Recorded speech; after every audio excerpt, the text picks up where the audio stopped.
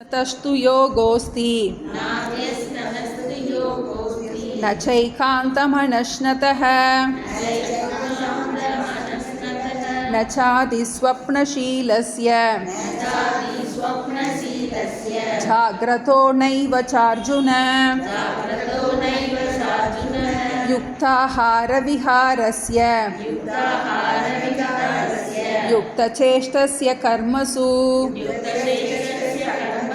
युक्तस्वप्नावबोधस्य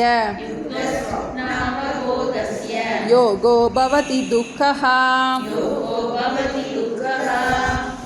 பகவான் ஸ்ரீ கிருஷ்ணர் அர்ஜுனனுக்கு ஆத்ம ஞானத்தை உபதேசம் பண்ணிட்டு இருக்காருன்னு பார்த்தோம்.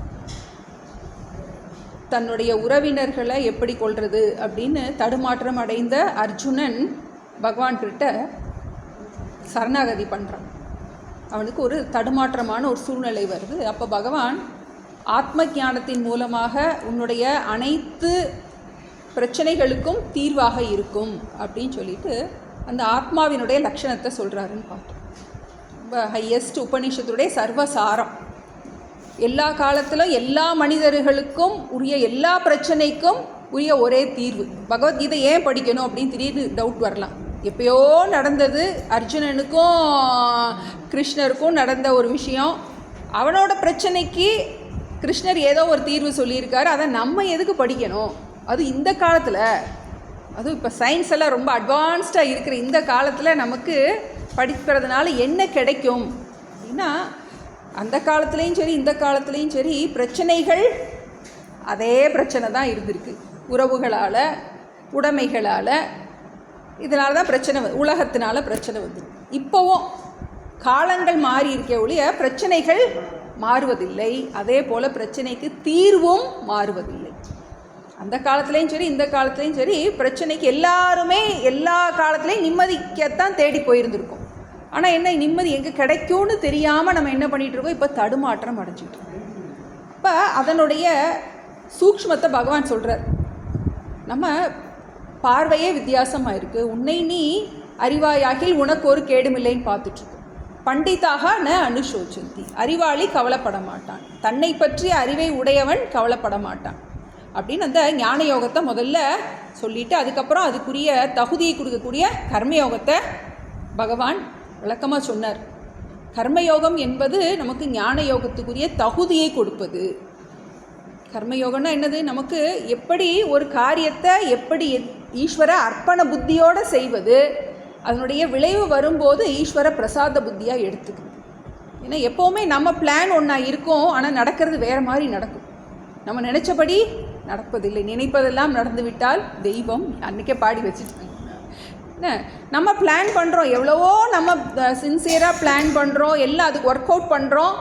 ஆனால் நம்ம நினச்சதுபடியே நடக்கும் அப்படின்னு நமக்கு உத்தரவாதம் இல்லை. நமக்கு இல்லை, நான் ஒரு எல்லாருக்குமே பிறந்த மனிதர்கள் எல்லாருக்குமே நடக்கிறது, நம்ம நினைக்கிறது ஒன்று நடக்குது. அதனால தான் நம்ம புராணங்கள்லாம் பார்க்குறோம், நல்ல தர்மமாக வாழ்கிறவங்க அவ்வளோ கஷ்டப்படுறத பார்க்குறோம். நம்ம சீத்தையாகட்டும், திரௌபதியாகட்டும், எல்லாரும் என்ன பண்ணுறாங்க, கஷ்டம் அனுபவிக்கிறத, எதிர்பாராத கஷ்டம். நல்லா ஆயிடுவாங்கன்னு நினைப்போம், அடுத்து ஒரு கஷ்டம் வரும்.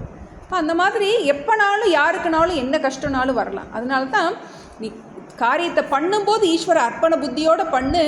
விளைவு எதுவாக இருந்தாலும் அதை நீ என்ன பண்ணு, ஈஸ்வர பிரசாதமாக எடுத்துக்கோ.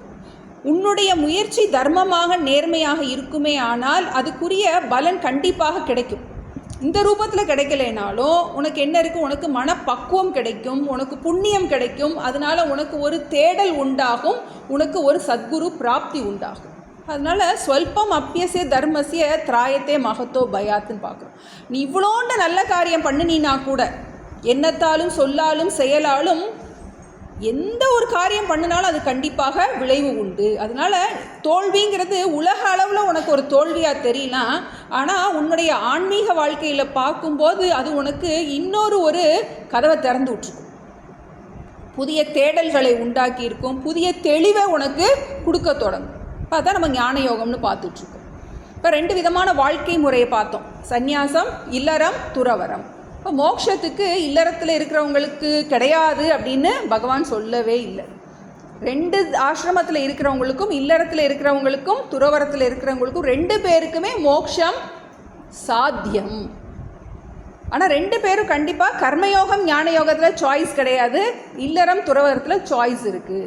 ஆனால் மெஜாரிட்டி பீப்புள் எல்லாருக்கும் இல்லறந்தான் சிறந்தது அப்படிங்கிறத பார்த்துட்டு வந்தோம். இப்போ அடுத்து பகவான் இதை விஷயத்தை ஆழ் மனசில் பதிய வைக்கிறது எப்படி அப்படிங்கிறது கூட அந்த தியானத்தை பற்றி சொல்லிகிட்டு இருக்காரு. இப்போ தியானம் அப்படிங்கிறது நம்ம மனசில் செய்ய வேண்டிய ஒரு கிரியை. அதுக்கு நிறைய குவாலிஃபிகேஷன் நமக்கு தேவை. நம்ம வாழ்க்கை முறையே நல்லா இருந்தால் தான் என்ன பண்ண முடியும், நம்ம தியான காலத்தில் தியான விஷயத்தை நம்மளால் தியானிக்க முடியும். அப்படி இல்லாட்டி எதெல்லாம் நம்ம மறக்கணும்னு நினைக்கிறோமோ அந்த விஷயங்கள் தான் நமக்கு உள்ளேருந்து என்னாகும், போராடும். அதுதான் பார்த்தோம். பகிரங்க சாதனம், அந்தரங்க சாதனம்னு பார்த்தோம். பகிரங்க சாதனம்னா தியான சமயத்தில் அல்லாத நேரத்தில் நம்ம வாழ்க்கை முறையே எப்படி இருக்கணும் அப்படிங்கிறது பகிரங்க சாதனம். முதல்ல எடுத்தோடனே பகவான் கர்மயோகத்தை தான் சொல்கிறார். உன்னுடைய வாழ்க்கை முறை கர்மயோகமாக இருக்கணும். நீ எந்த விதமான பிரதிபலனையும் உன்னுடைய எதிர்பார்ப்புகள் எல்லாத்தையும் மூட்டை கட்டி வச்சிருங்கிற. கர்மயோகம்னா என்ன? எதிர்பார்ப்புகள் இல்லாமல் இருப்பது. பிளானிங் இருக்கலாம், அதுக்காக நம்ம பிளானே பண்ணாமல் இருக்கக்கூடாதுன்னு சொல்ல, நல்லா பிளான் பண்ணணும். ஆனால் என்னுடைய முயற்சிக்கு இதுதான் வெற்றி தான் நிச்சயமாக வேணும்னு என்ன பண்ண முடியாது, எதிர்பார்க்க முடியாது. அப்போ எதிர்பார்ப்புகள் அற்ற ஈஸ்வர அர்ப்பண புத்தியோடு செய்கின்ற ஒரு வாழ்க்கை முறை வேணும்னு சொன்னார். அதுதான் பகிரங்க சாதனம்னு பார்த்தோம். அதுக்கப்புறம் அந்தரங்க சாதனமாக நமக்கு சில விஷயங்கள் சொன்னார். எந்த இடத்துல உட்காந்து தியானம் பண்ணணும், எப்படிப்பட்ட இடமா இருக்கணும், ஆசனம் எப்படி இருக்கணும், நம்ம உட்கார்ந்துருக்கிற இருப்பிடம் எப்படி இருக்கணும், நம்ம உட்கார்ந்துருக்கிற பொசிஷன் எப்படி இருக்கணும். அடுத்து என்ன சொல்லிட்டு இருந்தார், சாப்பாடு தூக்கம்லாம் எப்படி, வாழ்க்கை முறை எப்படி இருக்கணும், எல்லாமே என்ன இருக்குது, யுக்தாகார விகாரஸ்யன்னு சொன்னார். சாப்பாடு, தூக்கம், ஓய்வு எல்லாமே அளவாக இருக்கணும். இப்போ சாப்பாடை பற்றி சொன்னார். நம்ம ஈட்டிங் டங்கை விட ஸ்பீக்கிங் டங்கையும் சேர்த்துக்கிடணும், பேசுகிற நாக்கையும் சேர்த்துக்கிடணும். பேச்சும் என்னவாக இருக்கணும், நம்ம தியானம் பண்ண போகிறோம் அப்படின்னா நமக்கு அளவான பேச்சு இருக்கணும். சலன்னு பேசி முடிச்சுட்டு என்ன பண்ணக்கூடாது, தியானம் பண்ண உட்கார்ந்தா என்ன பண்ண முடியாது, நம்மளால் அதில் மன ஒருமுகப்பாடு இருக்கு. நமக்கு தியானத்தில் நிறையா வகைகள் இருக்குது. இப்போ சில பேர் நம்ம சொல்லுவாங்க எண்ணங்கள் அற்ற தியானம், அது ஒரு மெத்தட். தியானம் பண்ணும்போது தாட்லெஸ் மெடிடேஷன் அப்படின்னாலே மைண்டில் செய்கிற ஒரு கிரியை. மைண்டை நம்மளுடைய கண்ட்ரோலில் வச்சுக்கும். இப்போ மனசு எப்படி இருக்குன்னா தம்போக்கில் என்ன பண்ணிக்கிட்டே இருக்கும், சிந்திச்சுக்கிட்டே இருக்கும் மைண்டு. இப்போ அதை என்ன பண்ணுறோம், அடுத்த தாட் என்னவா இருக்கணும் அப்படிங்கிறத அந்த புத்தி டிசைட் பண்ணுது. அதான் மெடிடேஷனில் என்ன பண்ணுறோம், நம்ம அடுத்த எண்ணம் என்னவா இருக்கணும் அப்படின்னு அதை நான் டிசைட் பண்ணுறேன் மெடிடேஷன். இப்போ நம்ம ஓம் நம சிவாய ஜபம் பண்ண போகிறோம் அப்படின்னா நான் அடுத்து ஓம் நம சிவாயன்னு நினைக்கணும் அப்படிங்கிறது அது ஒரு விதமான தியானம். இல்லை நான் ஒரு கணபதியோட உருவத்தையே நினைக்க போகிறேன், என்னை அடுத்த தாட் கணபதியோட உருவமாக இருக்கணும் அப்படின்னு அது ஒரு விதமான மெடிடேஷன். இல்லை அடுத்து எனக்கு தாட்டே வரக்கூடாது, அது ஒரு விதமான மெடிடேஷன். இதில் நிறைய மெடிடேஷன் இருக்குது. இப்போ மற்றது எல்லாமே உபாசனைகள்னு நம்ம சொல்கிறோம். இதெல்லாத்தையுமே உபாசனைன்னு சொல்கிறோம். நம்ம இங்கே பண்ண போகிறது என்னென்னா ஆத்ம தியானம். இப்போ மனசுக்கு ஒரு விஷயம் இப்போ பகவான் சொல்லியிருக்கார், ஆத்மாவுடைய லட்சணங்கள் சொல்லியிருக்காருன்னு பார்த்தோம். 2வது அத்தியாயத்தில் பார்த்துருக்கோம் நம்ம ஆத்மாவுடைய லட்சணங்கள். அப்போ இது வரைக்கும் நான் என்ன இவ்வளோ ஜென்மமாக என்னை உடம்பாகவே நினச்சி என்ன பண்ணியிருக்கேன், அந்த உடம்புக்குரிய எல்லா துக்கத்தையும் என்னுடைய துக்கமாக நினச்சி கவலைப்பட்டுக்கிட்டே இருந்திருக்கேன். இப்போ சாஸ்திரம் என்ன சொல்லுது, பார்ப்பவன் பார்க்கப்படும் பொருளுக்கு வேறானவன்கிற ஒரு யுக்தியை சொல்லி கொடுக்குது நமக்கு. இந்த உடல் உன்னால் பார்க்கப்படுகின்றது, கண்ணாடி என்னால் பார்க்கப்படுகின்றது, நான் கண்ணாடி அல்ல. இந்த புஸ்தகம் என்னால் பார்க்கப்படுகின்றது, நான் இந்த புஸ்தகம் அல்ல. இந்த டேபிள் என்னால் பார்க்கப்படுகின்றது, நான் இந்த டேபிள் அல்ல. இந்த உலகம் என்னால் பார்க்கப்படுகின்றது, நான் இந்த உலகம் அல்ல. இந்த உடல் என்னால் பார்க்கப்படுகின்றது, நான் உடல் அல்ல. இந்த மனம் என்னால் பார்க்கப்படுகின்றது, நான் மனம் அல்ல. அப்படின்னு என்ன பண்ணுறோம், நம்ம உள்முகமாக திருப்பி நான் இதற்கெல்லாம் வேறானவன் அப்படின்னு அந்த ஞானத்தை நான் உறுதிப்படுத்துகிறேன். ஏன்னா எப்போ பார்த்தாலும் என்ன சொல்கிறேன், எனக்கு கஷ்டமாக இருக்குது, எனக்கு பிரச்சனையாக இருக்குது, எனக்கு நிம்மதி இல்லை, எனக்கு தூக்கம் வரல என்ன பண்ணிட்டு இருக்கோம், அந்த நான்கிறது தான் நம்ம வாழ்க்கையில் அதிகமாக பயன்படுத்துகிற வார்த்தை. இப்போ சாஸ்திரம் என்ன சொல்லுது, அந்த நாணையை நீ தப்பான நான்னு பயன்படுத்திகிட்டு இருக்குன்னு சொல்லு. இப்போ என்ன பண்ண வேண்டியது, ஒரு கரெக்ஷன் பண்ண வேண்டியது, நம்ம மைண்டில் ஒரு கரெக்ஷன் பண்ண வேண்டியது. அப்போ அதுக்குரிய தியானத்துக்கு பேர் நிதித்தியாசனம்னு பேர். இப்போ கிருஷ்ணர் அந்த தியானத்தை தான் இங்கே சொல்கிறார். ஒரு விஷயத்தை எடுத்து அதை குறிச்சே சிந்திப்பது. இப்போ நம்ம பண்ணுறது இங்கே ஆத்ம தியானம். இப்போ நமக்கு தியானம் அப்படிங்கும்போது நம்ம பதஞ்சலியோட அஷ்டாங்க யோகத்தை தான் நம்ம நிறைய ஃபாலோ பண்ணுறோம். பதஞ்சலி மகரிஷி யோக சூத்திரம் எழுதியிருக்கார். மனசுக்குரிய சாஸ்திரமாக யோக சூத்திரம். பதஞ்சலியோட ஃபிலாசபி வேறு.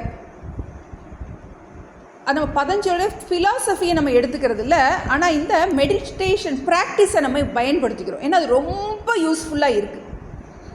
நம்ம மைண்டை சாஸ்திரத்தில் அத்வைத சித்தாந்தத்தில் நம்ம மைண்டு மித்தியான்னு சொல்லுவோம். உடல் மனம் என்னால் பார்க்கப்படுகின்றது, அதனால் நான் மனம் அல்லன்னு அதை என்ன பண்ணிடுறோம், எப்படி டேபிள் சேரெல்லாம் அனாத்மான்னு சொல்கிறோமோ அதுபோல் நம்ம அத்வைத வேதாந்தத்தில் மனதையும் அனாத்மான்னு சொல்லிட்டு நம்ம தள்ளிடுவோம். ஆனால் பதஞ்சலி யோக சூத்திரத்தில் மனத்தை சத்தியமாக சொல்லி அதுக்கு நிறைய ப்ராக்டிஸ் கொடுத்துருக்காரு. நம்ம மற்ற எல்லாத்தையுமே எடுத்துக்கிறோம், மனம் சத்தியங்கிறத மட்டும் நம்ம எடுத்துக்கிறது கிடையாது. ஏன்னா ஆத்மா தான் சத்தியம் நம்ம பொறுத்த வரைக்கும். மனதை பார்ப்பவன் தான் அதை விட மேலானவன். இப்போ நம்ம அந்த பதஞ்சலியோட ப்ராக்டிஸில் அஷ்டாங்க யோகம்னு சொல்கிறோம். 8 விதமான அங்கங்கள் இருக்குது. 8 விதமான அங்கங்கள். முதல்ல யமம், நியமம், ஆசனம், பிராணாயாமம், பிரத்யாகாரம், தாரணா, தியானம். நமக்கு ரொம்ப முக்கியமான விஷயங்கள் அஷ்டாங்க யோகம்னு சொல்கிறோம் நம்ம. இப்போ யமம், நியமம் இது ரெண்டும் பகிரங்க சாதனம். பகிரங்க சாதனம்னா என்னது, நம்ம வாழ்க்கை முறையை எப்படி வச்சுக்கிறோமோ, இன்டைரக்ட் சாதனா. யமம், நியமம். யமம்னா நாம் தள்ள வேண்டிய விஷயம், நியமம்னா நாம் கொள்ள வேண்டிய விஷயம். 10 விஷயம். இந்த 10 குணம் இருந்தால் தான் நம்ம தியானம் பண்ண முடியும். இல்லாட்டி நம்ம தியானம்லாம் பண்ண முடியாது. போய் உட்காந்துட்டு என்ன பண்ணிகிட்டு இருப்போம், உள்ளே போய் மனசுக்குள்ளே புலம்பிக்கிட்டே உட்காந்துருப்போம், வெளியே புலம்பியிருப்போம். இப்போ என்ன பண்ணியிருப்போம், தியான காலத்தில் உள்ளுக்குள்ளே நமக்கு நாமே புலம்பிக்கிட்டு இருப்போம். இந்த 10 விஷயங்கள் நமக்கு கண்டிப்பாக தேவை. யமம், நியமம். இந்த யமம் அப்படிங்கும்போது நம்ம என்ன சொல்லியிருக்கோம், நம்ம தள்ள வேண்டிய விஷயங்கள். முதல்ல என்ன, அஹிம்சை. அஹிம்சை, சத்தியம், அஸ்தேயம், பிரம்மச்சரியம், அபரிகிரகம். 5 விஷயம். அஹிம்சை, சத்தியம், அஸ்தேயம், பிரம்மச்சரியம், அபரிகிரகம். அஹிம்சைனா ந ஹிம்சா, ஹிம்சை பண்ணாமல் இருப்பது. எந்த விதத்திலையும் யாரையும் என்ன பண்ணக்கூடாது, உடலாலோ மனதாலோ சொற்களாலோ என்ன நம்ம தியானம் பண்ணணும், நம்ம ஆன்மீகத்துக்கு உள்ளே வந்துட்டோம் அப்படின்னா இதை கண்டிப்பாக நம்ம கடைபிடிச்சி தான் ஆகும். உடலாலும் மனதாலும் வாக்காலும் என்ன பண்ணக்கூடாது, நம்ம யாரையும் காயப்படுத்தக்கூடாது, நம்மளும் காயப்படக்கூடாது. 2 இருக்குது. சில நேரம் என்ன பண்ணுவோம், நம்ம காயப்படுத்த மாட்டோம், நம்ம காயப்பட்டுருவோம். அப்படின்னா என்னாகும், தியான சமயத்தில் நம்ம எதை காயப்பட்டோமோ அதையே நினச்சிக்கிட்டு இருப்போம். இப்போ நம்ம இது ரொம்ப அலர்ட்டாக இருக்கணும். அஹிம்சா, சத்தியம். சத்தியம், பொய் பேசக்கூடாது. ஏன்னா இதெல்லாம் இருந்தால் தான் நமக்கு தியானம் சித்திக்கும். இந்த மாதிரி இதெல்லாம் நமக்கு, அதனால் என்ன, பொய் பேசிட்டு தியானம் பண்ணால் என்ன, நம்ம குதர்க்கமாலாம் கேட்க முடியாது. நமக்கு பொய் பேசினா உனக்கு தியானம் சித்திக்காது. அஹிம்சை, சத்தியம். அடுத்தது அஸ்தேயம். அஸ்தேயம்னா அடுத்தவங்களுடைய பொருளை எடுக்காமல் இருக்குது. எந்த விதத்துலையும் அடுத்தவங்களுடைய எதையும் நம்ம திருடுறது மட்டும் கிடையாது, அடுத்தவங்கள எக்ஸ்ப்ளாய்ட் பண்ணுறது கூட எடுத்துக்கலாம். வேலைக்காரங்களுக்கு கூலி சரியாக கொடுக்காம வேலை வாங்குறது, அது கூட ஒரு திருடு தான் நமக்கு. இப்போ ஒருத்தர் தவறாக பயன்படுத்துறது, அவங்களுடைய அப்பாவியாக இருக்கலாம், அவங்கள என்ன எக்ஸ்ப்ளாய்ட் பண்ணுறது, அதெல்லாமே என்னது, அஸ்தேயத்தில் தான் சேரும். நம்ம நினைக்கிறோம் திருடுறதை மட்டும். சில பேர் சாமர்த்தியமாக என்ன பண்ணிடுவாங்க, வேலை வாங்கிட்டு இருப்பாங்க. அது எல்லாமே அஸ்தேயம் கணக்கில் தான் சேரும். இப்போ அஹிம்சைங்கிறது கொல்லாமை. நமக்கு எல்லாத்துலேயுமே திருக்குறளில் இதுக்கு ஒரு சாப்டர் இருக்குது. கொல்லாமை. அடுத்தது வாய்மை, பொய்யாமை இருக்குது, வாய்மை இருக்குது. அடுத்தது அஸ்தேயம், கல்லாமை, திருடாமை இருக்கிறது. அடுத்தது பிரம்மச்சரியம். பிரம்மச்சரியம்ங்கிறது மற்ற புலனின்பத்தில் நாட்டம் இல்லாமல் இருப்பது. நமக்கு அதிலெல்லாம் இருந்துச்சுன்னா தியானம் பண்ண முடியாது, மனசு கீழ் நோக்கி போகும். அடுத்தது பிரம்மச்சரியம். அடுத்து அபரிக்கிரகம். அபரிக்கிரகம்னா நிறைய சாமான்லாம் சேர்த்து வச்சுட்டு இருக்கக்கூடாது. சேர்த்து வச்சுட்டு இருந்தோம்னா என்ன ஆகும், நமக்கு அந்த சாமானைத்தான் தியானம் பண்ணிகிட்டு இருப்போம். இதை வைக்கிறது அதை நமக்கு இங்கே லட்சியம் என்ன, மோட்சம்தான் லட்சியம். நம்ம எல்லாம் வாழ்ந்து முடிச்சாச்சு, எல்லாம் முடிச்சாச்சு, இனிமேல் என்ன வேண்டியது இருக்குது. அதனால் என்ன பண்ணக்கூடாது, ரொம்ப பொருள்கள் எல்லாம் சேர்த்து வச்சுக்காத, ரொம்ப எளிமையான வாழ்க்கையை வச்சுக்கோ. இதெல்லாம் தள்ள வேண்டிய விஷயங்கள். யமம். அடுத்து நியமத்தில் இன்னொரு 5 இருக்குது. நியமம் நாம் கண்டிப்பாக கடைபிடிக்க வேண்டிய, கொள்ள வேண்டிய விஷயங்கள். பேர் சௌச்சம். சௌச்சம்னா கிளென்லினஸ், சுத்தம். புற சுத்தம் மட்டும் கிடையாது, மனசும் சுத்தமாக இருக்கும். எந்த விதமான கெட்ட எண்ணங்கள் இருக்கக்கூடாது, விருப்பு வெறுப்பு இருக்கக்கூடாது. இதெல்லாம் நமக்கு விருப்பு வெறுப்புலாம் இருந்துச்சுன்னா என்ன பண்ண முடியாது, நம்மளால் தியானம் பண்ணும்போது அந்த உணர்ச்சிகள் தான் என்ன பண்ணும், மேலே எழுந்துடும். கோபம், பொறாமை, இந்த மாதிரி கெட்ட குணங்கள்லாம் மனசில் இருக்கக்கூடாது. இப்போ சுத்தம்ங்கிறது புறசுத்தம் ப்ளஸ் ஆகசுத்தம், சௌச்சம். ரெண்டாவது சந்தோஷம். சந்தோஷம்னா ஒரு நிறைவு இருக்கணும், ஒரு திருப்தி இருக்கணும். எப்போவுமே அடுத்தவங்களை பார்த்து கம்பேர் பண்ணிகிட்டே இருக்கக்கூடாது. நமக்கு அப்படிலாம் இருந்துச்சுன்னா என்ன ஆகும்னா, வாழ்க்கை எப்போவுமே குறையாவே தெரியும். எப்போவுமே வாழ்க்கையில் நமக்கு கீழே 10 பேர் இருப்பாங்க, நமக்கு மேலே 10 பேர், எல்லாருக்குமே எல்லா காலத்துலேயுமே இருப்பாங்க. நம்ம வாழ்க்கையில் நம்ம மேலே 10 பேர் நினச்சிட்டு இருந்தோன்னா என்ன நமக்கு கிடைக்காததெல்லாம் நினச்சிட்டே இருந்தோன்னா என்ன பண்ண முடியாது, ஒரு நாளும் நமக்கு நிம்மதியே இருக்காது. கடவுள் நமக்கு ஏதோ நிறைய கொடுத்துருப்பார், இருப்பதில் நம்ம என்ன பண்ணணும், நிறைவை காண வேண்டும். ஏன்னா பணம் இருக்கிறவெல்லாம் சந்தோஷமாக இருக்கிறது கிடையாது. செல்வம் என்பது சிந்தையில் நிறைவு. இருப்பதில் நம்ம எப்படி நிம்மதியாக இருக்க போகிறோம். எவ்வளவோ பேர் எவ்வளவோ கஷ்டப்படுறாங்க, அதெல்லாம் விட நம்ம எவ்வளோ நல்லா இருக்கோமே. அப்போ அந்த ஒரு மன நிறைவு இருந்தால் தான் தியானம் பண்ண முடியும். குறைவான மனசோடு என்ன பண்ண முடியாது, தியானத்தில் அமர முடியாது. என்ன பார்த்துட்டோம் நம்ம, சௌச்சம், சந்தோஷம். அடுத்தது சுவாத்தியாயம். சுவாத்தியாயம்னா நல்ல அறநூல்களை படிப்பது. நம்ம தியானம் பண்ணணும் அப்படின்னா, தியானம்ங்கிறது என்னென்னா மனசுக்கு கொடுக்கின்ற ஒரு உணவு. அப்போ நல்ல விஷயங்கள், விருத்திகள் இருந்தால் தான் நம்ம தியான சமயத்தில் நம்ம மனம் பக்குவம் அடையும். அதனால் எப்போவுமே ஏதாவது ஒரு நல்ல விஷயங்களை படிக்கிறத ஓதாமல் ஒரு நாளும் இருக்க வேண்டாம், ஏற்கனவே சொல்லி வச்சுருக்கேன். இப்போ நல்ல விஷயங்கள் தினம் கொஞ்சம் நேரம் தியானம் பண்ணணும் அப்படின்னு நினச்சா, ஏதோ ஒரு அரை மணி நேரம் ஒரு திருக்குறளோ பகவத்கீதையோ ஏதோ ஒன்று கிளாஸ் கேட்குறது ஒரு பக்கம் இருக்குது. நம்மளாக செல்ஃப் ஸ்டடி பண்ணணும். ஏதாவது ஒன்று நம்ம அதுக்குன்னு ஒரு ப்ரோக்ராம் வச்சுக்கணும். சுவாத்தியாயம், நல்ல விஷயங்களையே கொடுத்து மனசை மேம்படுத்துறது. அடுத்தது தபஸ். தபஸ்னால் எளிமையான வாழ்க்கை. விரும்பி என்ன பண்ணுறது, ஆடம்பரத்தெல்லாம் விட்டுருது. நம்மளால் முடியும் அப்படின்னா என்ன பண்ணுறது, 10 சேலை 50 சேலை இருக்கிற வேண்டிய இடத்துல 10 சேலை வச்சு நம்மளால் என்னாகும், அதெல்லாம் நமக்கு என்ன ஆகும்னா மெயின்டைன் பண்ணுறது ஈஸி, லைஃப் ஸ்டைல் ஈஸி. ரொம்ப ஆடம்பரமாக நிறைய வச்சு சமைச்சு சாப்பிடணும், டேஸ்டியாக நிறைய ஃபுட்டு சாப்பிடணுங்கிற 2 சாப்பாடு மட்டும் சாப்பிட்டுக்கலாம். அந்த மாதிரி என்ன பண்ணலாம், ஒரு தபஸ். நம்மளுடைய தேவைகளை, உடல் தேவைகளை விரும்பி குறைச்சிக்குது. அப்போ என்னாகும்னா அதனால் என்னாகும்னா நம்மளுடைய மனோபலம் அதிகரிக்கும். எதுவுமே இல்லைனாலும் நம்மளால் சமாளிக்க முடியும் நமக்கு. தபஸ். அடுத்தது ஈஸ்வர பிரணிதானம், ஈஸ்வர அர்ப்பண புத்தி. எல்லாமே ஈஸ்வரனுடைய பிரசாதமாகவே எடுத்துக்கிறது. ஏன்னா இந்த ஈஸ்வர பிரசாத புத்தி இருந்தால் தான் நம்ம தியானம் பண்ணும்போது எல்லாமே இறைவனுடைய பிரசாதம்ங்கிற அந்த ஏற்றுக்கொள்ளும் மனப்பான்மை இருந்தால் தான் என்ன பண்ண முடியும், இந்த தியானம் உட்கார முடியும். இல்லாட்டி என்ன ஆகும்னா நம்ம வாழ்க்கையில் எல்லாருக்குமே ஏமாற்றம் இருக்கும். அதெல்லாம் சர்வதா நமக்கு மட்டும்லாம் கிடையாது, ஒரு ஆளுக்கு மட்டும்லாம் கிடையாது, எல்லாருக்கும் இருக்கும். ஏதாவது ஒரு ஏரியா ஓட்டையாக தான் இருக்கும். ஒரு ஓட்டை அடைஞ்சிச்சுன்னா இன்னொரு இடம் ஓட்டையாக தான் ஆகும். அதாவது உலக நியத்தி அப்படித்தான். அப்போ அதை என்ன பண்ண போகிறோம், நம்ம இறைவனுடைய பிரசாதமாக ஏற்றுக்கொள்ள போகின்றோம். அப்போ அது என்னாகும், ஒரு அக்செப்டன்ஸ் வரும். ஓகே, இது என்ன பகவான் கொடுத்துருக்காரு, இதை நான் என்ன பண்ணிக்கிறேன், அப்படியே ஏற்றுக்கொள்கின்றேன். இப்போ முதல்ல 5 யமம் பார்த்தோம், 5 நியமம். இது 10ஐயும் 10 கமாண்ட்மெண்ட்ஸ்ன்னு சொல்லுவார் பரமார்த்தானந்த சுவாமிஜி. கண்டிப்பாக வாழ்க்கையில் இருக்க வேண்டிய இந்த 10 விஷயங்கள். இப்போ ஆத்மா அதெல்லாம் புரியுதோ புரியலையோ, இந்த விஷயம் 10 இருந்தாலே வாழ்க்கையில் நம்ம 99% சந்தோஷமாக தான் இருப்போம். ஏன்னா இதெல்லாம் இது நமக்கு இருக்க வேண்டிய பேசிக்கான விஷயம். எந்த தியானம் பண்ணணுன்னாலும் இது நமக்கு கண்டிப்பாக தேவை. நீங்கள் உருவ தியானம் பண்ணணுன்னாலும், ஏன்னா மனசை ஃபோக்கஸ் பண்ணணும் அப்படின்னா மனசு ஒரு அமைதிப்படணும்.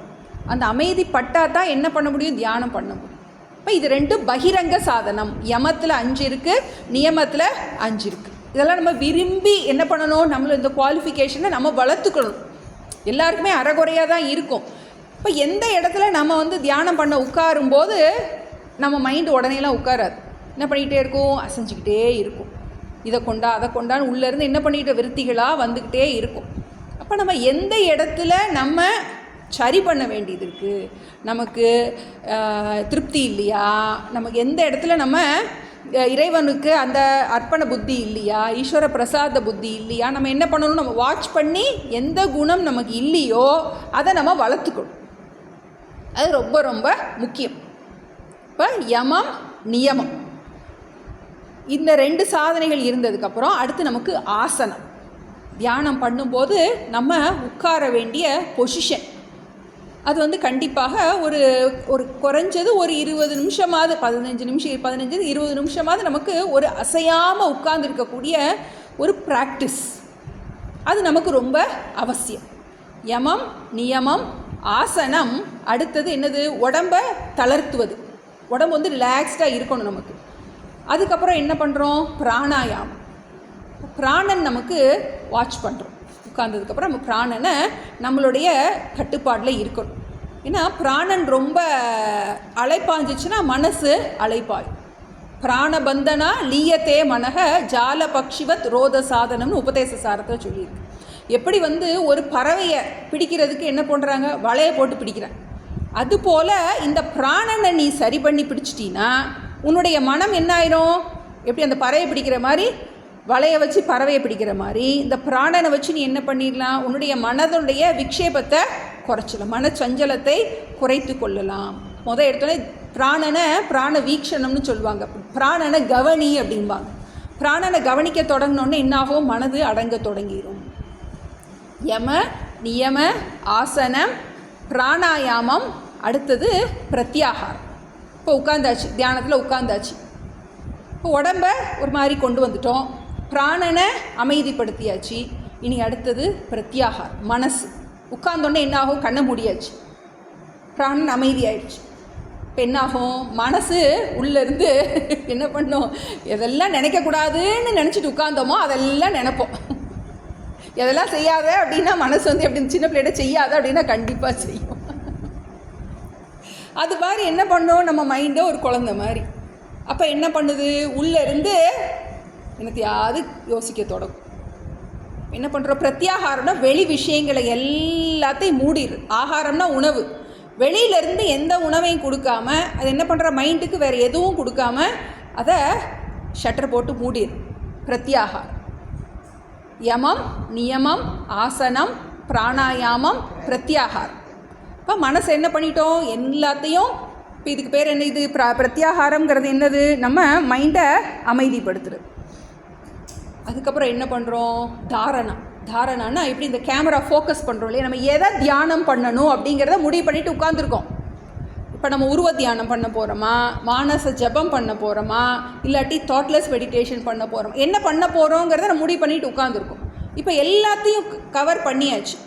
இப்போ இந்த இடத்துல தாரணான ஃபோக்கஸ் பண்ணுறது. எப்படி இந்த கேமரா என்ன ஃபோட்டோ எடுக்கணுமோ அதில் ஃபோக்கஸ் பண்ணுறோம். அது மாதிரி என்ன பண்ணுது, மைண்டில் அதை ஃபோக்கஸ் பண்ணுறது பேர் தாரணா.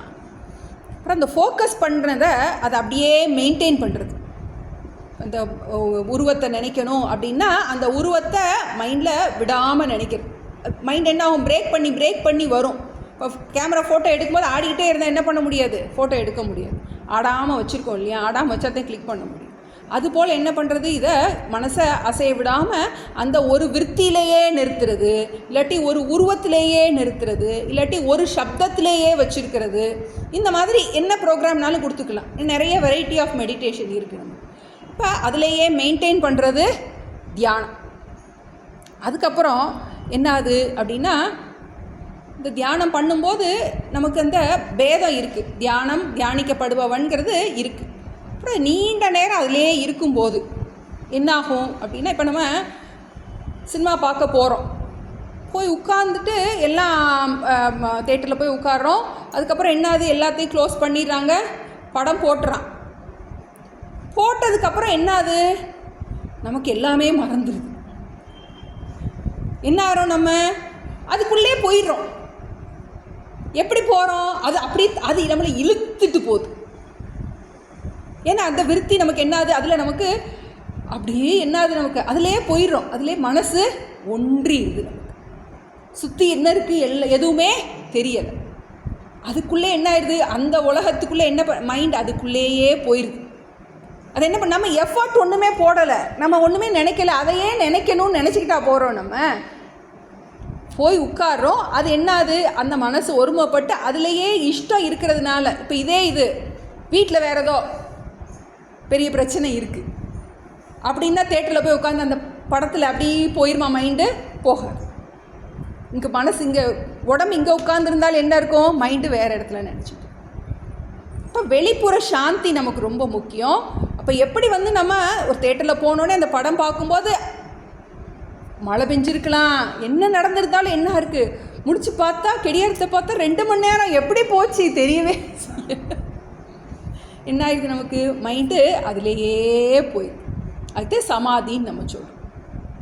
மனம் தன்வசம் இல்லாமல் அந்த விருத்தியிலேயே தானே இழுத்துட்டு போகுது. ஏன்னா அதில் நமக்கு ஆர்வம் இருக்கிறதுனால. காரணம் என்ன, அதில் நமக்கு ஆர்வம் இருக்குது. பிடிக்காத படம், புரியாத படம் போய் உட்கார முடியுமா நம்மளால்? ஏதோ ஒரு பெங்காலி படம், என்னமோ ஒரு படம் இருக்குது, பிடிக்காத படம், அதில் உட்காந்து என்ன ஆகுது, நமக்கு மனசு லயிக்காது. இப்போ எது நமக்கு மனசு லயிக்கின்றதோ, நமக்கு விரும்பின விஷயத்தில் என்ன பண்ணுது, அது இழுத்துட்டு போகுது. அதுக்கு பேர் சமாதி. இப்போ இந்த தியானத்தில் நம்ம என்ன பண்ணுறோம், இந்த தியானத்தினுடைய இதெல்லாம் நமக்கு அனுகூலமான விஷயங்கள், பதஞ்சலி கொடுத்ததில் அனுகூலமான விஷயங்கள். கிருஷ்ணர் இது எல்லாத்தையுமே எடுத்துக்கிறார். நம்ம தியான விஷயம் மட்டும்தான் வேறையாக இருக்குது. நம்ம தியானத்தில் என்ன பண்ண போகிறோம், நிதித்தியாசனம் பண்ணும்போது அந்த ஆத்மாக்கார விற்த்திகளை நம்ம நிறையா கொண்டு வரப்போம். நான்கிறத உடம்புன்னே நினச்சிக்கிட்டு இருந்தோம். இப்போ நான் உடல் அல்லங்கிற அந்த எண்ணத்தை நம்ம அதிகமாக வலியுறுத்த போகிறோம். ஏன்னா பிரச்சனைகள் எல்லாம் எதுக்கு, இந்த உடம்புக்கு தான் இருக்குது. இந்த உடம்போ இப்போ வந்தது, இந்த உடம்புக்கு வேறான அந்த நித்திய சொரூபமாக நான் இருக்கின்றேன். அப்படி இருக்கும்போது இந்த டேபிளுக்கு இடிப்பட்டா உடப்பட்டா எப்படியோ அதுபோல் இந்த உடம்புக்கு ஒரு இதில் வசேன், நான் இந்த டேபிள் அப்படின்னு சொன்னேன்னா எப்படி ஒரு முட்டாள்தனமோ, அதே மாதிரி நான் அந்த உடம்புன்னு சொல்கிறது அதை விட முட்டாள்தனம். நான் டேபிள் அப்படின்னு சொன்னால், நான் தான் இந்த டேபிள் அப்படின்னு சொன்னால் பைத்தியக்கார ஆஸ்பத்திரியில் கொண்டே விட்டுருவாங்க. நான் இந்த உடம்புன்னு சொன்னால் வேதாந்த ஆஸ்பத்திரியில் கொண்டே விடுவாங்க. அது எப்படி ஒரு முட்டாள்தனமோ அதே மாதிரி முட்டாள்தனம் தான் நான் உடம்புன்னு சொல்கிறது. ஆனால் நம்ம அந்த நான் உடம்புன்னு சொல்லிட்டு இந்த உடம்பினால் வருகின்ற பல பிரச்சனைகளை என்னுடையது நான் என்ன பண்ணிகிட்டு இருக்கேன்னு நினச்சிக்கிட்டு இருக்கேன். அப்போது இதை என்ன பண்ண வேண்டியது இருக்குது, நம்ம எண்ணத்தில் ஒரு மாற்றத்தை உண்டு பண்ண வேண்டியது இருக்குது. இப்போ இந்த கண்ணாடியில் ஒரு கீறல் விழுந்துச்சுன்னா அந்த கண்ணாடிக்கு தான் கீறல்.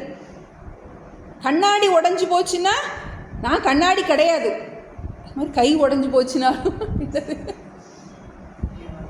நான் கை கிடையாது, உடம்பு தான் உடஞ்சி போச்சு. அப்போ இந்த மாதிரி நம்மளை என்ன பண்ணுறோம், நம்மளுடைய ஐடென்டிஃபிகேஷன், நான் என்ன பண்ணுறேன், நான் இன்னும் உடம்புன்னு நினச்சதுக்கப்புறம் இந்த உடம்பு சார்ந்த உறவுகளையும் நான் என்னுடையதுன்னு நினச்சிக்கிறேன். எனக்கு என்னுடைய குழந்தைகளுக்கு கை உடைஞ்சிச்சுன்னா ஏன் கை உடைஞ்ச மாதிரி ஆயிருக்கு. அப்போ என்ன, நம்மளுடைய அபிமானம் என்னவா இருக்குது நமக்கு? அந்த நான்கிறத அந்த அளவுக்கு உறவுகள்கிட்ட அபிமானம் இருக்குது, உடைமைகள்கிட்ட அபிமானம் இருக்குது. அப்போ அதை நமக்கு கவனிக்க சொல்லுது சாஸ்திரம். அப்போ இது நீ தப்பாகவே பயன்படுத்தினதுனால உன்னுடைய மனதில் அந்த வாசனை அதிகமாக பதிந்திருக்கின்றது. அப்போ அதை மாற்றுறதுக்கு தான் என்ன பண்ணுறாரு, இந்த தியானத்தில் அமர்ந்து நம்ம இந்த ஆத்ம லக்ஷணத்தையே நம்ம யோசித்து தியானம் பண்ணோம். நம்ம பகிரங்க சாதனம் சொன்னார், கிருஷ்ணர் சொல்லியிருக்காரு. தியான சமயத்தில் எப்படி உட்காரணும் அதெல்லாம் சொன்னாருன்னு பார்த்தோம். அப்புறம் என்ன பார்த்தோம், நம்ம ஆகாரம் எப்படி இருக்கணும், நம்மளுடைய தூக்கம் எப்படி இருக்கணும், நம்மளுடைய செயல் எப்படி இருக்கணும், நிறைய வேலை இழுத்து போட்டுக்கிடாதுன்னு சொன்னார். யுக்தாஹார விஹாரஸ்ய யுக்த சேஷ்டஸ்ய கர்மசு யுக்த ஸ்வப்ன அவபோதஸ்ய யோகோ பவதி துக்கஹா. உன்னுடைய அளவுக்கு அதிகமாக என்ன பண்ண வேலை நிறையா பண்ணணும், என்ன பண்ண முடியாது, தியான சமயத்தில் தூக்கம் வந்துடும். அப்போ அளவுக்கு அதிகமாகவும் இருக்கக்கூடாது, குறைவாகவும் இருக்கக்கூடாது. அப்போ மிதமான ஒரு வாழ்க்கை முறை தேவை அப்படிங்கிறத பார்த்தோம். இப்போ அடுத்து 18, 19 எப்படி தியானம் பண்ணணும், எதை தியானம் பண்ணணும். இப்போ இது வரைக்கும் எதை தியானம் பண்ணணுங்கிறத சொல்லலை பகவான். இப்போ இதில் சொல்ல போகிறார் இனி எதை தியானம் பண்ணணும் அப்படின்னு 18 சொல்கிறார். யதா விநியதம் சித்தம் ஆத்மன்யேவாவதிஷ்டதே நிஸ்பிருஹ சர்வகாமேப்யஹ யுக்த இத்யுச்யதே ததா யதா விநியதம் சித்தம் ஆத்மன்யேவாவதிஷ்டதே நிஸ்பிருஹ சர்வகாமேப்யஹ யுக்த இத்யுச்யதே ததா. இதில் 2 விஷயம் சொல்கிறார். தியானம் எதை தியானம் பண்ணணும், அந்த தியானம் பண்ணுனா நமக்கு கிடைக்கின்ற பிரயோஜனம் 2 விஷயம். யதா விநியதம் சித்தம், யதான எப்போது, விநியத்தம் நன்றாக ஒருமுகப்படுத்தப்பட்ட மனதோடு கூடிய அந்த சித்தம் மனசு.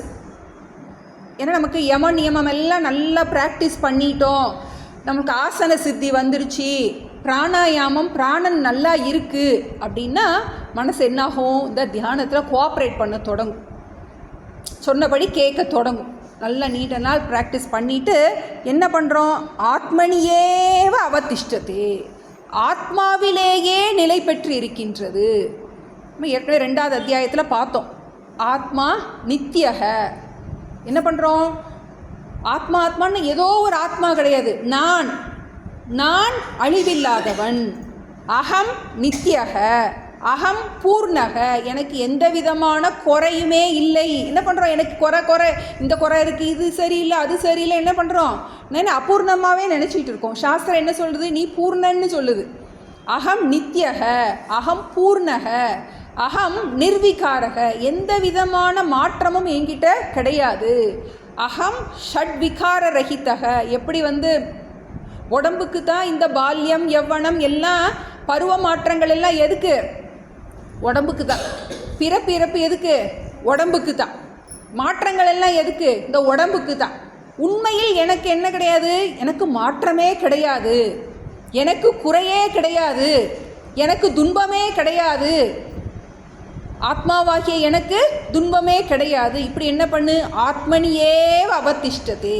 எப்பெல்லாம் நீ உடம்புன்னு நினச்சி நீ துக்கப்பற்றியோ அப்போல்லாம் என்ன நினச்சிக்கோ, இந்த துக்கம் உடலை சார்ந்தது, இந்த துக்கம் மனதை சார்ந்தது, இந்த துக்கத்தை பார்க்கும் நான் இந்த துக்கத்திற்கு வேறானவன் அப்படின்னு என்ன பண்ணுறோம், திரும்ப திரும்ப விடாமல் விநியத்தம் சித்தம், நன்றாக ஒருமுகப்பட்ட மனத்தோடு மனசை அப்படியே பழக்கிறது. தியான சமயத்தில் உட்காந்து எப்போல்லாம் என்ன பண்ணுறோம், நமக்கு நான்ற எண்ணம் வரும்போது என்ன பண்ணுறோம், நான் என்னை அம்மான்னு நினைக்கிறேன், என்னை மகான்னு நினைக்கிறேன். அப்போ என்ன பண்ணுறோம், நான் இந்த உறவுகள் அல்ல அப்படின்னு என்ன பண்ணுறோம், இதை மாற்றி மாற்றி யோசிக்கிறோம். ஆத்மனியேவ அவதிஷ்டதே, என்னை ஆத்மா என்று அந்த ஆத்ம தத்துவத்திலேயே நிலை நிறுத்துவது. அப்போ பண்ணும்போது என்னாகின்றது அப்படின்னா, நிஸ்பிருக சர்வ காமேபியக யுக்த இத்யுச்சியதே ததா. ததா அப்போது யுக்தக இத்யுச்சியதே, அவன் தியான யோகி என்று கூறப்படுகின்றான். யாரு? நிஸ்பிருக சர்வ காமேபியக. காமம்னா ஆசை. சர்வ காமம், எந்தவித ஆசையினாலும் நிஸ்பிருக, அவன் தொடப்படாதவனாக இருக்கின்றான். ஏன்னா நானே பூர்ணன் அப்படிங்கிற அந்த ஞானம் நன்றாக உள்வாங்கும் போது என்னாகின்றது? எனக்கு இந்த உலகத்தில் உள்ள எந்த பொருள் மீதும் எனக்கு ஆசை வருவதில்லை.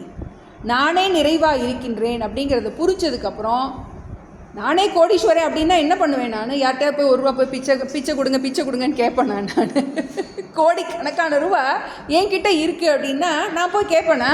அதுபோல் நானே நிறைவு, நானே பூர்ணமான அந்த மெய்ப்பொருளுங்கிற அந்த ஞானம் வந்துட்டா நான் போய் இந்த உறவுகள்கிட்டையும் உடைமைகள்கிட்டையும் என்ன பண்ண, நான் எதையுமே என்ன பண்ண மாட்டேன், எதிர்பார்க்க மாட்டேன். இந்த ஞானம் உனக்கு நன்றாக உள்வாங்கிட்ட அப்படின்னா நிஸ்பிருக சர்வ காமேபியக ஆத்மன்யேவ ஆத்மனா துஷ்டக. இவன் இதில் பார்த்துருக்கோம் சிதப்பரங்க லட்சணத்தில், பிரஜகாதி யதா காமான் சர்வான் பார்த்த மனோகத்தான் ஆத்மன்யேவ ஆத்மனா துஷ்டக. அவன் தன்னில் தான் இன்புற்று இருக்கின்றான். எந்த பொருளுக்கும் யாரிடமும் எந்த காலமும் அவன் எதையும் எதிர்பார்ப்பதில்லை. நமக்கு உடல் தேவைகளுக்கு நமக்கு என்ன பண்ணணும்? நமக்கு வயசான காட்சினா ஹெல்ப் பண்ணுறதுக்கு அதுக்கு கண்டிப்பாக ஆள் தேவை. ஆனால் ஆள் வரலை அப்படின்னா நம்ம அதை எப்படி எடுத்துக்க போகிறோம்? ஈஸ்வர அர்ப்பண புத்தி, ஈஸ்வர பிரசாத புத்தின்னு என்ன பண்ணுறோம்? நம்ம அதை அப்படியே ஏற்றுக்க போகிறோம். உண்மையில் எனக்கு வயோதிகமே இல்லை, ந ஜாயத்தே மிரியத்தே வா கதாச்சித்து, நான் பிறக்கவும் இல்லை. அந்நேரம் ஞாபகத்துக்கு வரணும், பிறந்தது உண்டானால் அன்றோ பிறகு சாவது தான் உண்டா, பிறந்ததே இல்லை என்னும் பிரம்மமாம் நானே நானேன்னு என்ன பண்ணும்? அந்நேரம் ஞாபகத்துக்கு வரணும். அப்போ இதைத்தான் தியானம் பண்ணுறோம். என்ன பண்ணுறோம்? இந்த மாதிரி நல்ல விஷயங்கள் எல்லாத்தையும் அதுக்காக நிறைய படித்து வச்சுக்கணும்.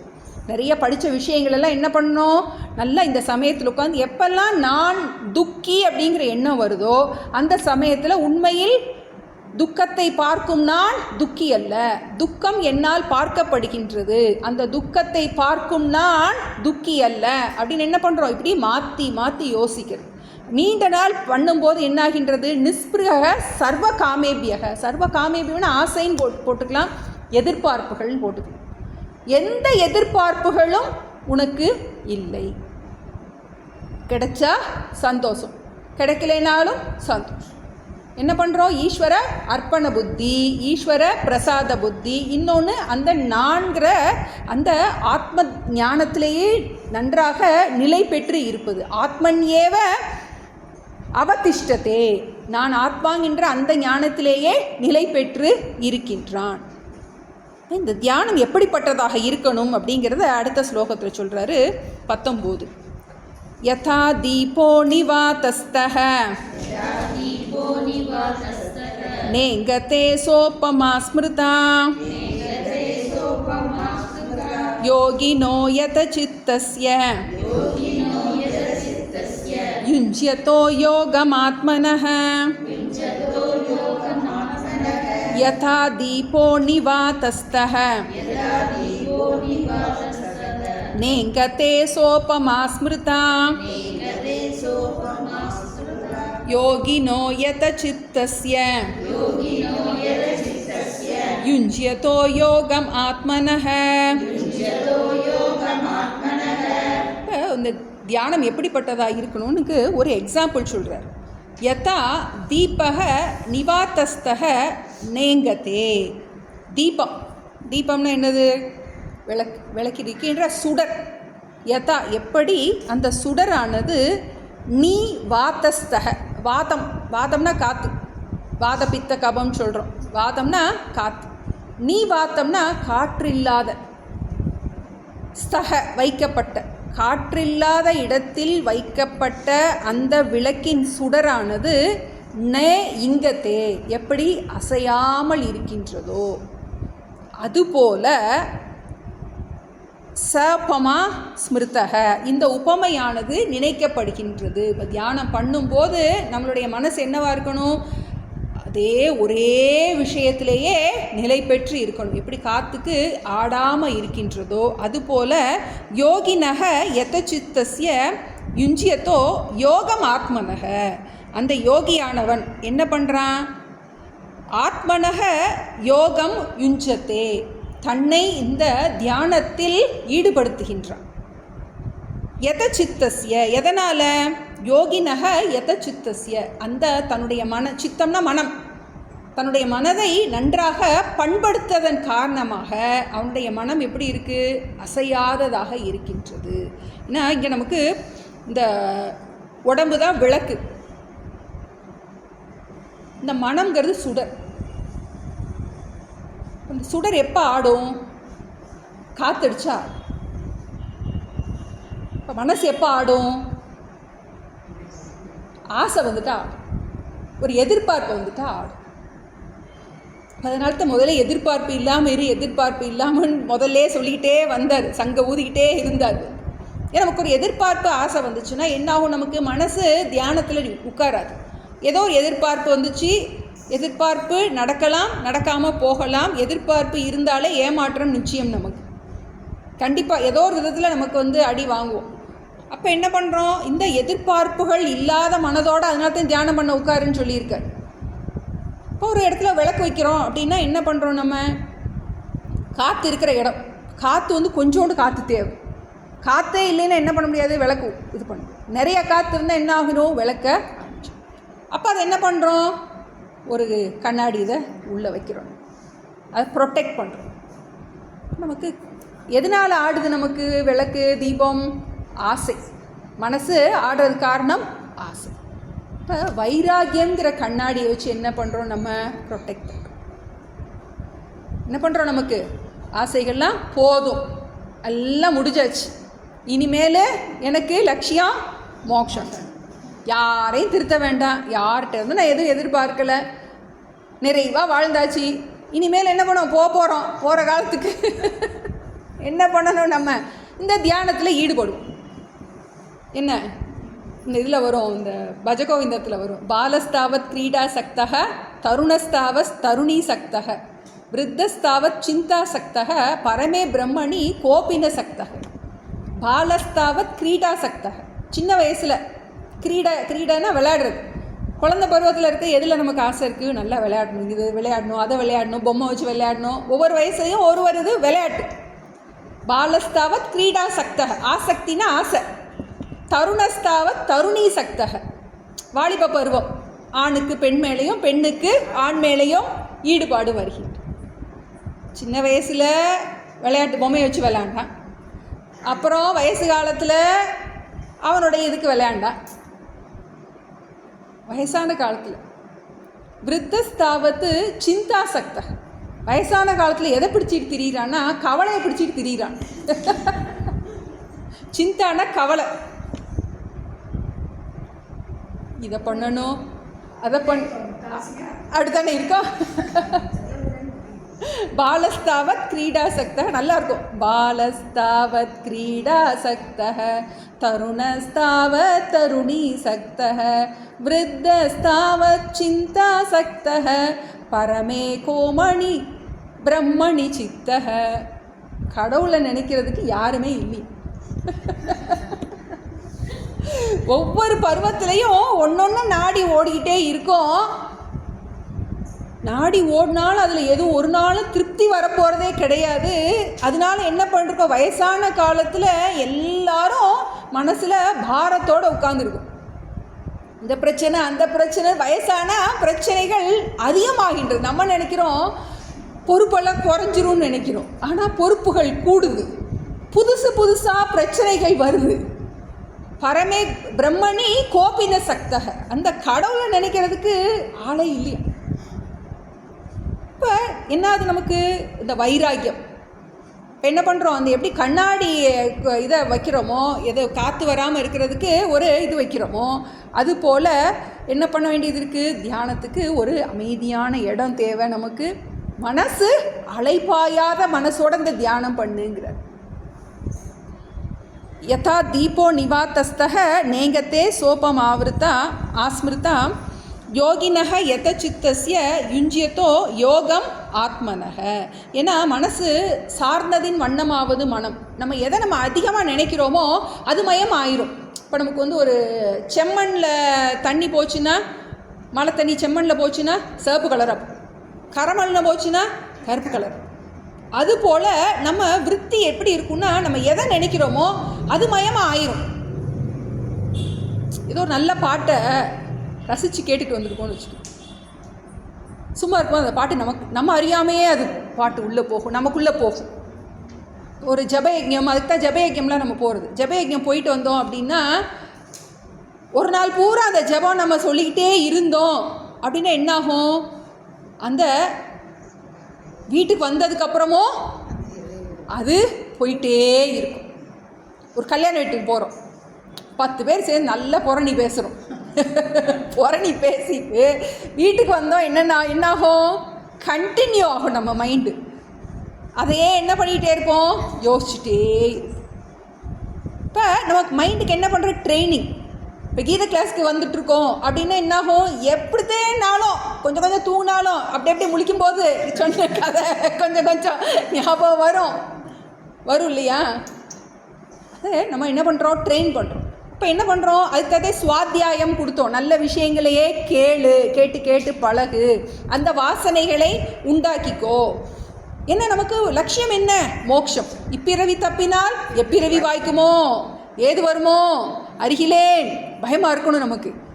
போதும், எனக்கு இந்த பிறவி எனக்கு இதுக்காக கொடுக்கப்பட்டிருக்கு. இதை கவலைப்பட்டே நான் 2 ஆப்ஷன் இருக்குது நமக்கு. கவலைப்பட்டே வீணாக்கலாம் இந்த பிறவியை. அப்படி இல்லாட்டி என்ன பண்ணலாம், அடுத்து பிறவி இல்லாமல் இருப்பதற்கு இதை பயன்படுத்தலாம். இப்போ 2 சாய்ஸ் இருக்குது நமக்கு.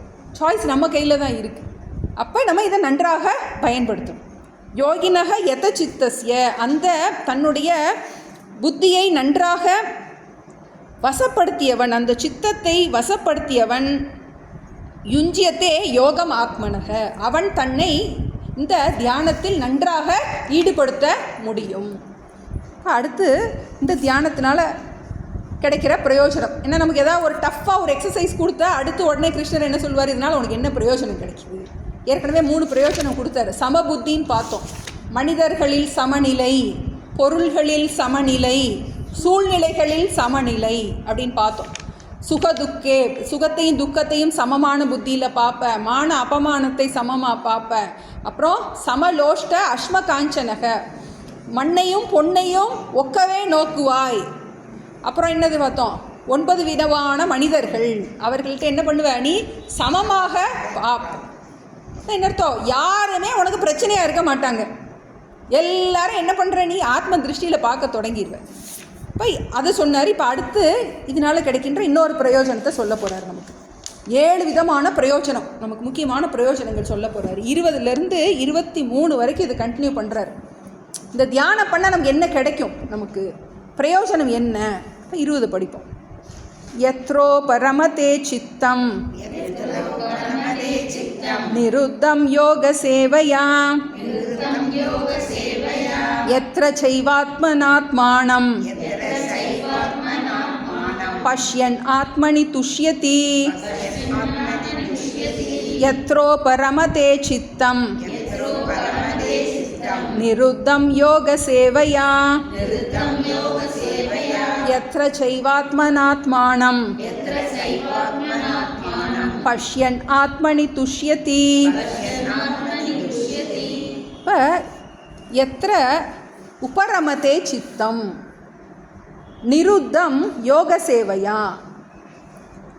யோக சேவையானா இந்த தியான யோகத்தை ப்ராக்டிஸ் பண்ணுறது, படிக்கிறது, தெரிஞ்சிக்கிறது, அதோடு நிறுத்துறது கிடையாது. நமக்கு ஸ்விம்மிங் படிக்கணும் அப்படின்னா என்ன பண்ணுறோம், புஸ்தகத்தில் படித்தாலும் ஸ்விம்மிங் பண்ண முடியாது. என்ன பண்ணணும், தண்ணிக்குள்ளே உளுந்து கையை காலை ஆட்டணும். என்ன பண்ணணும், ப்ராக்டிஸ் பண்ணணும். அதுபோல் யோக சேவையா, நிருத்தம் யோக சேவையா எத்திர உபரமதே சித்தம். இப்போ என்னாகின்றது, இந்த மனம் இந்த தியான அபியாசத்தின் காரணமாக என்னாகின்றது அப்படின்னா மனம் ஒடுங்குகின்றது. நிருத்தம், அனாத்ம விருத்தியிலிருந்து விடுபடுகின்றது. உபரமத்தே அது என்ன பண்ணுறது? அதனால் நன்றாக விடுபடுகின்றது. அதன் காரணமாக எத்திர செய்வ ஆத்மனா ஆத்மானம் பஷ்யதி ஆத்மனி துஷ்யதி. ரெண்டு முக்கியமான விஷயம் சொல்கிறேன். மனம் அமைதி அடைகின்றது.